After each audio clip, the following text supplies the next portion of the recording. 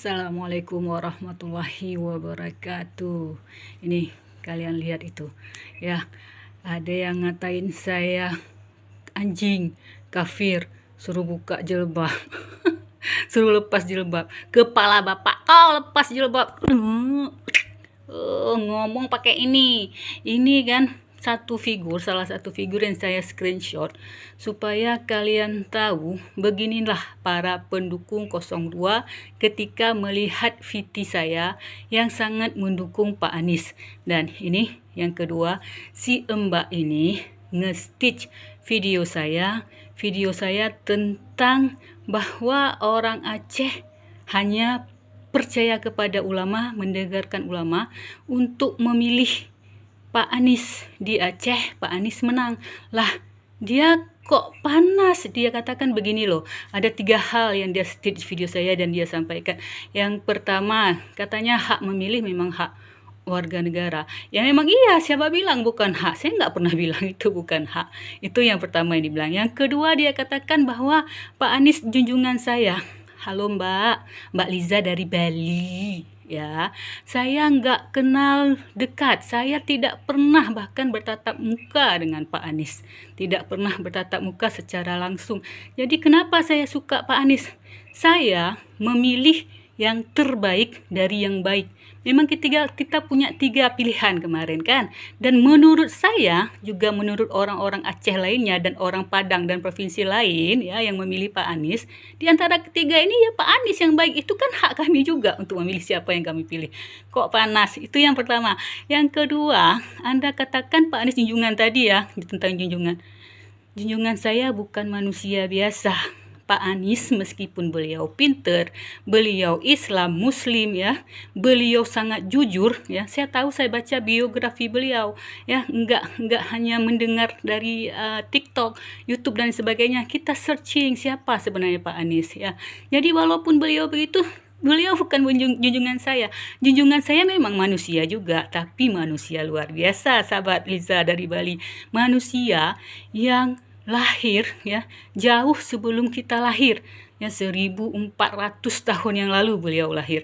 Beliau itulah yang membawa kami semua ini, kita semua, dari alam jahiliyah ke alam yang penuh ilmu pengetahuan yang terang benderang, ke alam di mana perempuan dulu baru lahir saja sudah mati ya, dibunuh, nggak berhak perempuan hidup. Sampai di saat ini beliau membawa saya, membawa perempuan-perempuan lain ke alam yang modern, yang penuh ilmu pengetahuan, di mana saya bisa berdiri, bisa berbicara dengan bebas, dan bisa saya pertanggungjawabkan di TikTok. Beliau tahu siapa?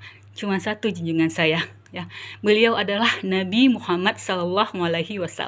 Itu junjungan saya, Mbak Liza dari Bali, bukan Pak Anies ya. Oke, itu yang pertama ya. Ya, itu yang kedua. Oke, selanjutnya Anda katakan di video yang video saya yang Anda stitch bahwa kenapa kami tim Pak Anies. Saya nggak pernah menilai saya tim Pak Anies karena saya nggak dibayar sama Pak Anies. Seandainya ya pemilu kemarin kalau untuk nyoblos Pak Anies itu harus bayar, saya bayar. Saking saya mau Indonesia ini berubah ya. Jadi bukannya Pak Anies tidak terima ya dengan hasil pemilu. Anda tahu tidak kenapa kezaliman di Indonesia ini 10 tahun ini sangat luar biasa zalim pemerintahnya? Kenapa? Karena orang-orang baik seperti Anda ya, Mbak Liza Bali, seperti masyarakat Indonesia yang lain yang baik-baik, seperti saya, seperti Pak Anies ya, manusia-manusia yang baik diam aja saat kezaliman itu ada. Makanya kezaliman itu merajalela. Nah, terkait dengan Anda katakan bahwa pendukung Pak Anies serta Pak Anies sendiri tidak legowo menerima hasil pemilu, bukan itu saja Mbak Liza Bali ya, itu juga hak orang.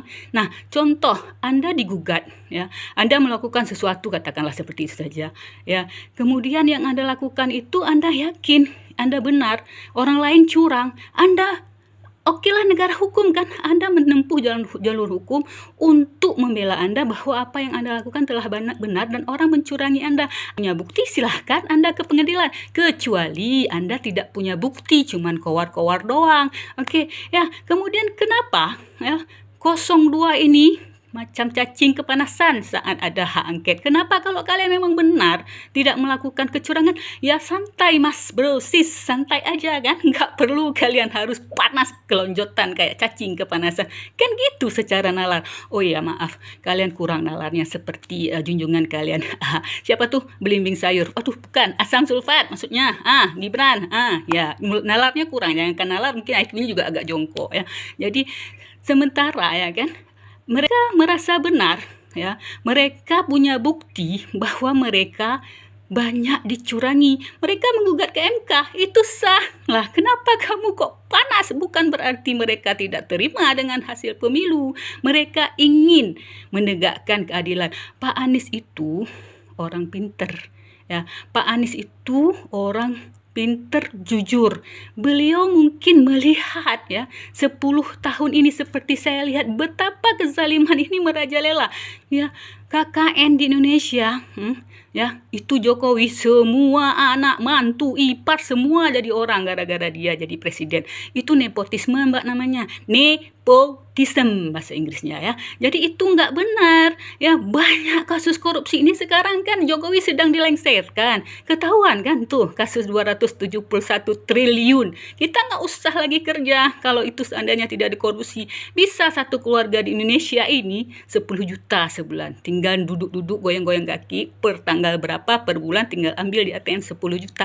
Tetapi dikorupsi, kenapa mereka bisa korupsi sampai bertahun-tahun baru sekarang mereka bisa muncul? Karena ya pelindungnya sudah lemah, dan pelindung ini ya kan ketika dia lengser maka orang-orang di dalamnya kelonjotan, takut masuk buih. Pak Anies ya punya misi untuk memiskinkan koruptor. Anda tidak senang dengan ini, Anda tetap memilih ya Pak Prabowo ya.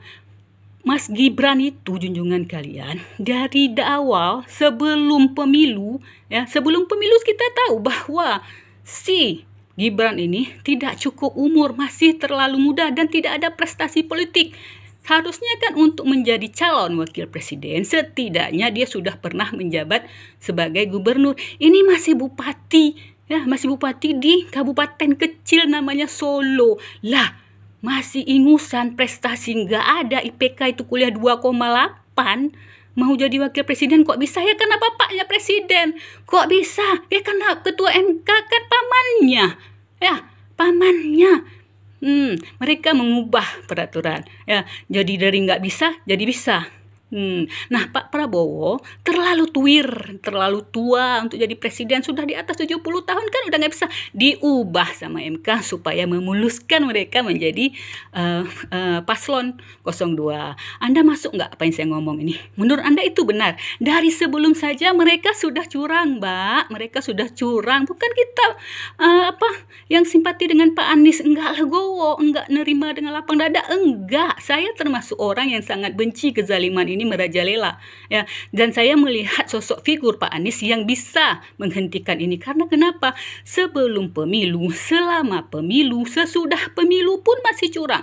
Selama pemilu, maaf ya mbak, saya ini dulu pernah jadi anggota KPPS, saya pernah jadi saksi, saya pernah jadi saksi kecamatan, saya pernah jadi saksi partai politik. Saya itu berhadapan langsung saat penghitungan suara di tingkat kecamatan, di tingkat kabupaten kota. Di situ salinan C1 dengan kertas plano yang ada saat di TPS enggak sama ya, enggak sama, semua rata-rata hampir beda. Di situ kenapa berbeda?